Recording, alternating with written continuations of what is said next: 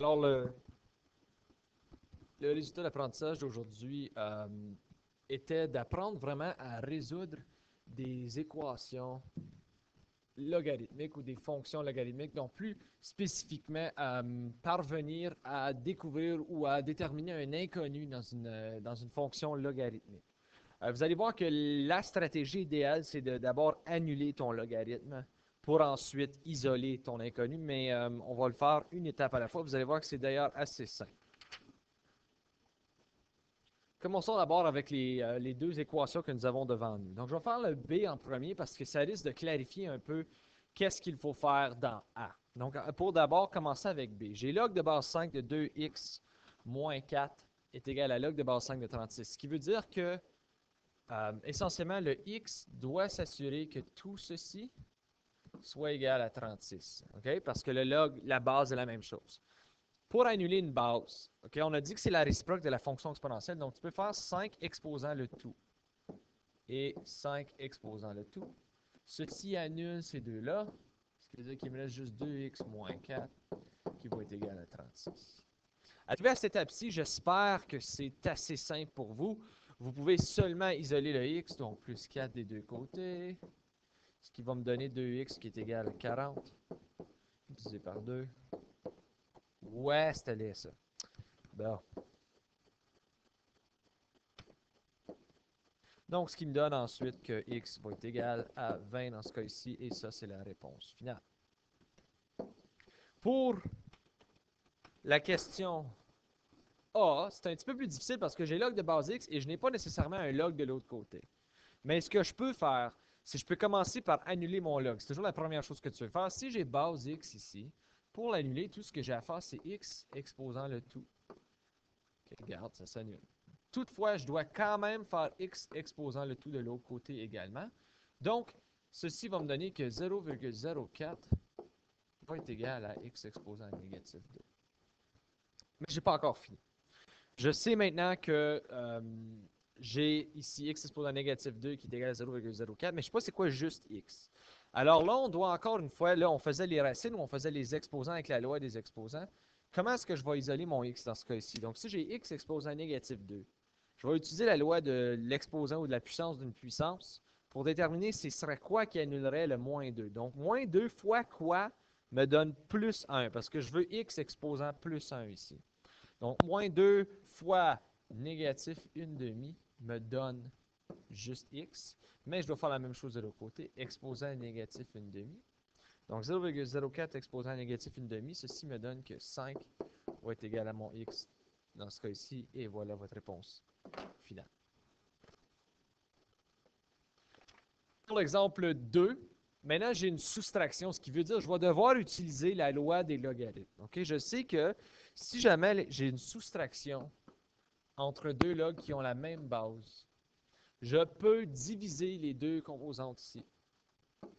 Donc, ceci veut dire que je vais avoir le log de base 3 de 12 sur x qui va être égal au log de base 3 de 3. Donc, si lui a la même base que lui, ceci implique que je vais m'assurer de trouver une valeur pour x qui va assurer que c'est 3 de ce côté-ci. Donc, je peux faire 3 exposant le tout des deux côtés, ce qui me donne que 12 sur x va être égal à 3.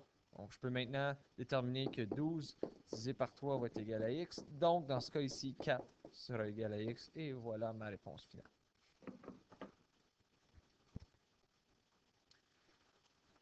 Dans ce cas ici, j'ai encore une fois le log de base 6. Donc, ces deux-là partagent la même base. Toutefois, il n'y a pas vraiment une base de ce côté ici. Donc, c'est là d'où ça vient des fois un peu intéressant. Donc, regardons en premier. Si j'ai une soustraction, je peux utiliser la loi des logarithmes et je peux faire une division. Ce qui veut dire, c'est comme dire le log de base 6 de x divisé par x moins 5 d'après la loi des logarithmes. Cela sera égal à 2. OK. Mais là, je veux annuler le log. Okay? Je ne veux plus avoir de log parce que c'est ça qui est difficile. Puisqu'il est à base 6, je dois faire 6 exposant le tout et je dois le faire de l'autre côté. Cela s'annule. Ça me donne x divisé par x moins 5 qui va être égal à 36. Suite à ceci, ce que je peux faire, c'est que je peux maintenant envoyer mon x-5, donc fois x-5 de ce côté-ci, fois x-5 de ce côté-là. Ceci veut dire que x va être égal à 36 fois x-5. Et ensuite, je peux dire que x va être égal à 36x moins 180. Je n'ai pas encore déterminé c'est quoi mon x. Donc, je dois maintenant envoyer mon x de ce côté-ci, moins x, moins x. Donc, j'ai 0 qui va être égal à 35x moins 180. Je peux envoyer mon 180 de l'autre côté. Pour juste avoir mes x sur un bord, j'ai 180 qui va être égal à 35x. Donc, avec ceci, je peux faire la simplification de la fraction. Ce qui veut dire, une fois que j'ai divisé par 35 des deux côtés, je vais avoir que environ, donc là, je vais juste simplifier la fraction, ça me donne 36 septièmes qui va être égal à x comme ma valeur pour x dans ce cas ici.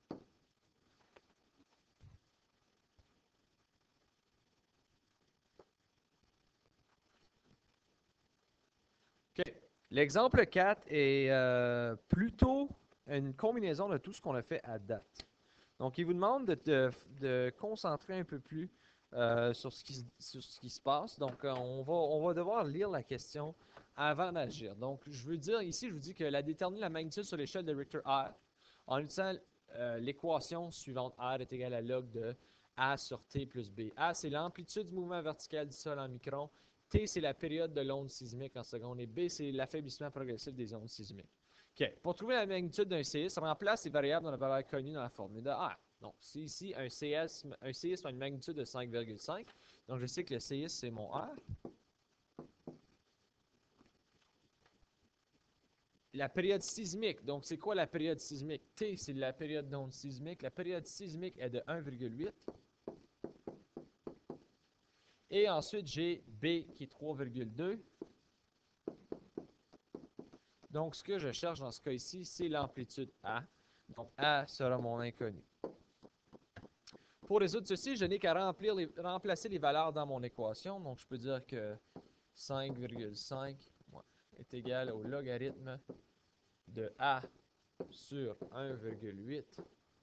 Tout ça plus 3,2. Okay. Je dois trouver c'est quoi mon A ici, c'est mon inconnu. Pour trouver ça, il y a des gens qui vont peut-être s'arrêter un peu parce que tu dois quand même penser que je suis en train d'isoler une variable ou je suis en train d'isoler un inconnu. Je veux trouver quelle est sa valeur. Donc, dans ce cas ici, je dois absolument faire le contraire de Pedman. Je dois faire SEDMAP. Okay, donc, pour faire SEDMAP, je vérifie est-ce que j'ai une addition ou une soustraction. Oui, j'ai une addition ou une soustraction. Donc, ça, c'est la première chose à partir. Moins 3,2 des deux côtés. Donc, avec ceci, je vais avoir de ce côté-ci que 2,3 est égal au logarithme de A sur 1,8. OK. Qu'est-ce que je peux faire avec cela? Maintenant, j'ai pas d'addition de soustraction. J'ai une division, mais elle est dans la parenthèse. Okay? Donc, si la division est dans la parenthèse, elle doit être comme le P, elle doit être en dernier. Alors, qu'est-ce qui me reste? Est-ce que j'ai un exposant? Oui, j'ai mon logarithme. Il est de base 10 parce qu'il n'y a rien indiqué. Donc, je fais 10 exposants des deux côtés. Ceci va me donner 10 exposant 2,3, ce qui me donne environ 199, ouais, ce qui me donne environ 199,53 qui va être égal à, pardon, plus de logarithme, ce qui va être égal à A sur 1,8. Maintenant, il me reste juste à isoler mon A, je peux faire fois 1,8 des deux côtés, ce qui me donne comme A 359,15 qui va être égal à mon A. Et voilà la réponse finale. Alors, ceci met fin à la leçon d'aujourd'hui. Si jamais vous avez des questions, n'hésitez surtout pas de m'envoyer un message sur la